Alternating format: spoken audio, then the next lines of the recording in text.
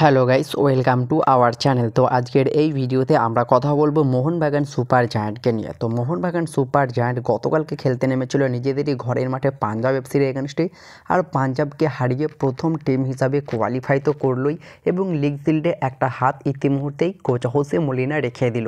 তো সেই ম্যাচটা নিয়ে কথা বলবো, মোহনবাগানের পরের ম্যাচ নিয়ে কথা বলবো। মোহনবাগান কিন্তু বড় রেকর্ড করলো, কি রেকর্ড করলো এবং আরও একটা রেকর্ড করতে চলেছে মোহনবাগান। তো সেটাও তোমাদেরকে জানাবো। পাশাপাশি আইএসএলের অন্যান্য ক্লাবকে নিয়েও আপডেট দেওয়ার রয়েছে। তো ভিডিওটা খুবই ইন্টারেস্টিং হবে, শেষ পর্যন্ত দেখতে থাকো। আর আমাদের চ্যানেলে প্রথমবার এসে থাকলে সাবস্ক্রাইব করে পাশের বেল আইকনটিকে অল প্রেস করে দিও। তো চলো শুরু করা যাক। প্রথমেই আমরা কথা বলে নেব গতকালকের ম্যাচ নিয়ে। তো যেখানে মোহনবাগান খেলতে নামে পাঞ্জাব এফসির এগেনস্টে, আর মোহনবাগান টোটালি ডমিনেট করে খেললো এই ম্যাচটা। প্রথম থেকেই তারা কিন্তু আক্রমণাত্মক ফুটবল খেলছিল। এই ম্যাচ থেকে যে তারা পুরো 3 পয়েন্ট চাইছে সেটা দেখেই বোঝা যাচ্ছিল, এবং যে গোল করবে সেটারও খিদে কিন্তু প্রথম থেকেই রয়েছিল। তো প্রথম হাফে কোনো গোল আসেনি বারংবার চেষ্টা করার পরেও, এবং 55 মিনিটের মাথায় পাঞ্জাব এফসি একটা দারুণ সুযোগ পায়, যেখানে পেট্রোস গোয়াকিমাকোস বলটা শট করে এবং সেটা পোস্টে লেগে প্রতিহত হয়। এবং তার 1 মিনিটের মধ্যেই দীপেন্দু বিশ্বাসের বাড়ানো বল থেকেই জেমি ম্যাকলারেন তার ক্লাস দেখালো।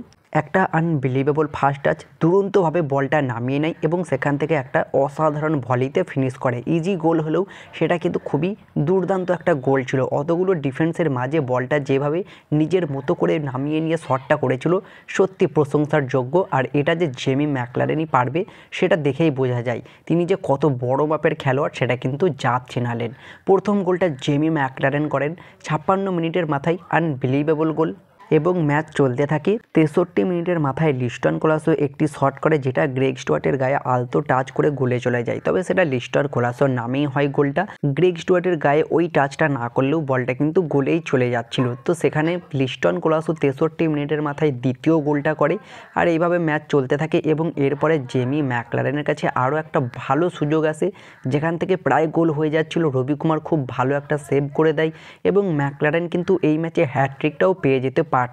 শেষমেশ 90 মিনিটের মাথায়, যেখানে পাঞ্জাব এফসির ডিফেন্স এবং গোলকিপারের ভুল বোঝাবুঝির কারণে জেসন কামিংস গিয়ে কিন্তু বলটা দখল করে এবং সোজা চলে যায় জেমি ম্যাকলারেনের পায়ে। আর সেখান থেকে ম্যাকলারেন ইজি গোল করে বেরিয়ে যায় এবং ম্যাচটা 3-0তেই শেষ হয়। তো ম্যাচটা কিন্তু খুবই ডমিনেট করে খেলেছে মোহনবাগান। 53% বল পজিশন, 12টা শট নিয়েছে, 6টা অন টার্গেট। সেখানে পাঞ্জাব এফসি 15টা শট নিলেও মাত্র একটাই অন টার্গেটে ছিল। 47% বল পজিশন। তো সব মিলিয়ে পাঞ্জাব এফসিকে পুরো ডমিনেট করে হারিয়ে দিল মোহনবাগান। এবং এরই মাঝে প্রথম টিম হিসাবে মোহনবাগান সুপার জায়ান্ট 20 ম্যাচে 46 পয়েন্ট নিয়ে তারা কিন্তু কোয়ালিফাই করে গেল। আর লিগ শিল্ডের উপরে একটা হাত যে রেখে দিল সেটা বলাই যায়। আরও একবার লিগ শিল্ড কিন্তু মোহনবাগানের ঘরেই আসতে চলেছে। এর পাশাপাশি মোহনবাগান কি রেকর্ড করলো, তো শুধু এটা মোহনবাগানই পারে। পরস্পর 5 বার তারা কিন্তু প্লে অফ খেলছে। 2020-21, 2021-22, 2022-23, 2023-24 এবং এই মরশুমে 2024-25 মরশুমেও তারা কিন্তু প্লে অফে কোয়ালিফাই করে নিয়েছে। পরস্পর 5 বার তারা কিন্তু টানা প্লে অফে কোয়ালিফাই করেছে এবং প্লে অফের ম্যাচ খেলছে, যেটা মোহনবাগান দলই করে দেখাতে পারে। একটা আনবিলিভেবল রেকর্ড বলতে পারো। পাশাপাশি আরও একটা রেকর্ড তারা করতে যাচ্ছে। ইতিমুহূর্তেই তাদের কাছে আরও 4টে ম্যাচ বাকি রয়েছে এবং এই মুহূর্তে তারা 20 ম্যাচে 46 পয়েন্ট নিয়ে 1 নম্বরে রয়েছে। আর মাত্র 4 পয়েন্টের বাকি রয়েছে, তাহলে তারা কিন্তু আইএসএলের প্রথম দল হিসাবে 50 পয়েন্ট কালেক্ট করবে, যেটা একটা অবিশ্বাস্য ব্যাপার বলতে পারো। তো তোমাদের কি মনে হয়, মোহনবাগান কি পারবে প্রথম দল হিসাবে 50 পয়েন্ট কালেক্ট করতে? অবশ্যই তোমাদের মতামত কমেন্টে জানিও। এর পাশাপাশি আমরা কথা বলবো দীপেন্দু বিশ্বাসকে নিয়ে। তো দেখো, দীপেন্দু বিশ্বাসকে নিয়ে নতুন করে বলার কিছু নেই। দীপেন্দু বিশ্বাস যখন সুভাশিস নেই তখন লেফট ব্যাকে খেলেছে, যখন আশিস রায় নেই তখন রাইট ব্যাকে, যখন আলবার্তো রদ্রিগেজ নেই তখন সেন্টার ব্যাকে, এবং গতকালকের ম্যাচে টম আলড্রেড ছিল না, সেখানেও কিন্তু অবিশ্বাস্যভাবে মানিয়ে নিয়েছে দীপেন্দু। মানে প্রত্যেকটা পজিশনে নিজেকে মানিয়ে নিয়েছে।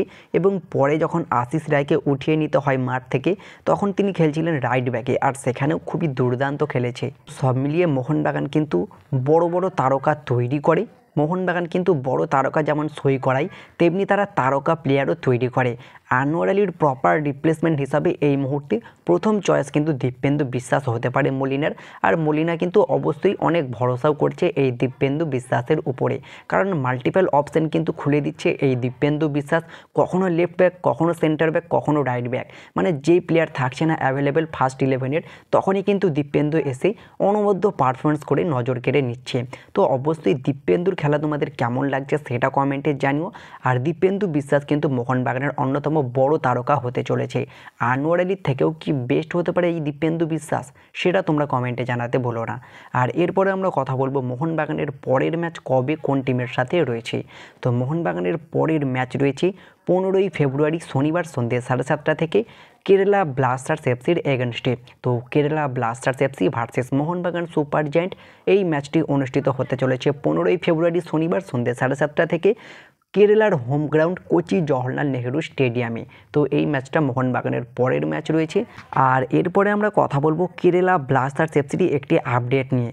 যেমনটা একটা সোর্স মারফত জানা গিয়েছে, কেরালা ব্লাস্টার্স এফসির ঘানার সেন্টার ফরওয়ার্ড কোয়ামে পেপড়া তিনি কিন্তু দল ছাড়তে চলেছে, এমনই কিন্তু একটা আপডেট বর্তমান সময়ে বেরিয়ে আসছে।